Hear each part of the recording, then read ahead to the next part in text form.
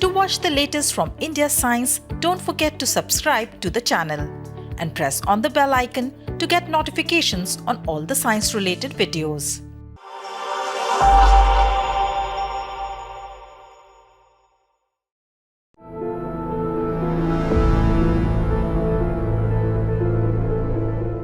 Hello and Namaskar, I am Bhagyashree Gupta and welcome to another edition of COVID-19 Bulletin.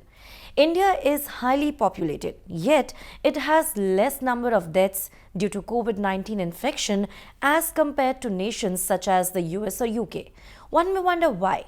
Now, a collaborative research between scientists from Delhi-based National Institute of Immunology and AIIMS have found that previous exposure to common cold virus is the reason behind the low mortality of Indians due to COVID-19 infection.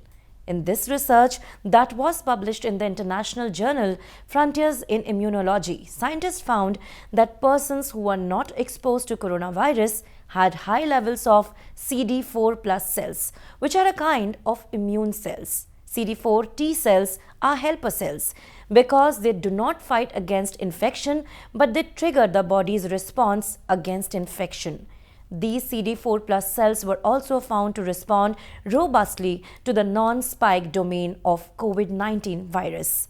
The next question was why these high levels of CD4 plus cells are already present in Indians. Scientists believe that these high levels are due to the previous exposure of individuals with other coronaviruses, which cause common cold.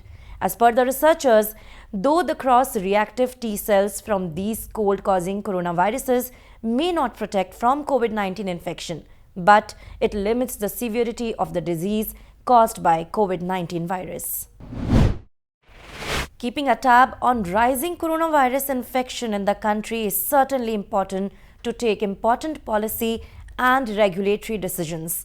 Although an adequate level of testing is being done to get the exact numbers. However, asymptomatic cases remain undetected in the population. To get the estimate of the spread of COVID-19 in India, Director General of CSIR, Dr. Shekhar C. Mande, made a presentation to the Vice President on Sewage and Air Surveillance System to detect COVID-19.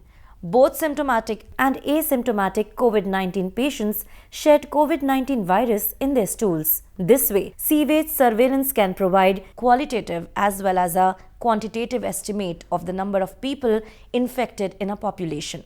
This will help understand the progression of COVID-19 even when mass-scale tests for individuals are not possible.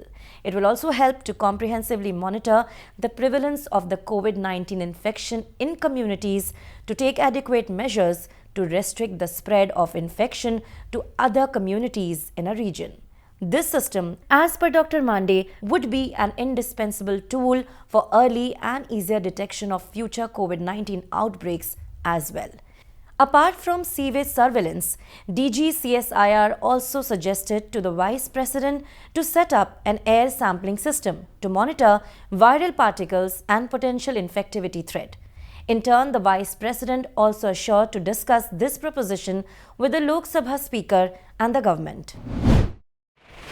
Early diagnosis and thereby treatment of infection is good for the COVID-19 patients. Scientists from US-based Rice University have worked on a technique that will allow quick detection of coronavirus in the body. In this technique, a stamp-sized chip is employed to test for COVID-19 infection. Using this technique, one can get to know their infection status in just 1 hour. The USP of the test is that it does not require a laboratory for diagnosis. This testing procedure is as simple as doing a blood sugar test. For this test, the blood sample is taken from the finger and then the sample is tested for the presence of nucleocapsid protein on this microfluidic chip. As per the research, the nanobodies present on the chip get attached to the nucleocapsid protein of the virus and an electrochemical sensor helps in estimating the level of this attached nucleocapsid protein. In this research, scientists tested the blood samples of both healthy and infected individuals and found that this microchip takes a maximum of 55 minutes to give the infection status. This research has been published in the international journal ACS Sensors.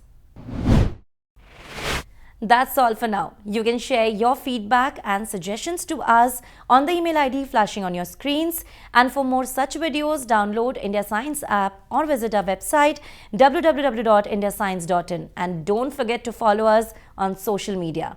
We will be back with another edition of COVID-19 Bulletin soon. Take care and stay safe.